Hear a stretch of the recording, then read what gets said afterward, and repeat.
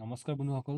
তো আজি আপোনালোকৰ হোম এণ্ড পলিটিকেল ডিপাৰ্টমেণ্টৰ আণ্ডাৰত যোনকেইটা পোষ্ট আছিলে, Assam police headquarter, Assam BI, Assam police district ministerial cadre, তো তাৰ ভেৰিফিকেশ্যনৰ ন'টিচ আহিলে।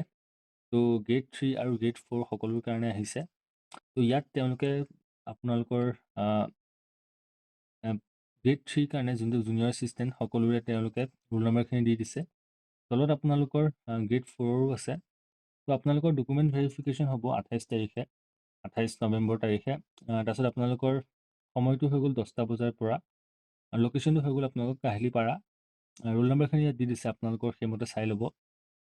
তাৰপিছত এতিয়া আহিছোঁ ডকুমেণ্টছ কি লাগিব।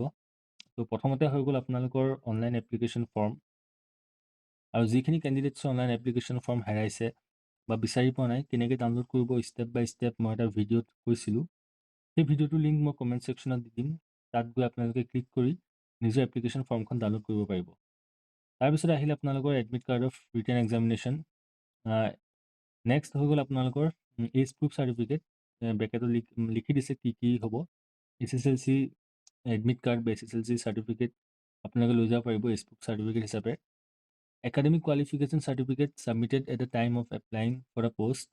তো আপোনালোকে এপ্লাই কৰোঁতে যোনখিনি একাডেমিক কোৱালিফিকেশ্যন চাৰ্টিফিকেট দিছিলে সেইমতে আপোনালোকে লৈ যাব। কাষ্ট চাৰ্টিফিকেট যদি আছে দিব, এক্স ছাৰ্ভিচমেন চাৰ্টিফিকেট যদি আছে দিব, কম্পিউটাৰ প্ৰফিচিয়েঞ্চি চাৰ্টিফিকেট যদি আছে দিব, employment exchange certificate.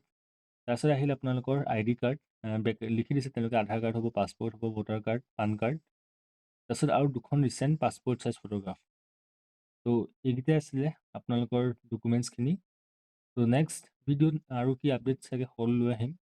Next video' লগ পোৱাৰ আশাৰে আজিলৈ ইমান আছিলে। ধন্যবাদ।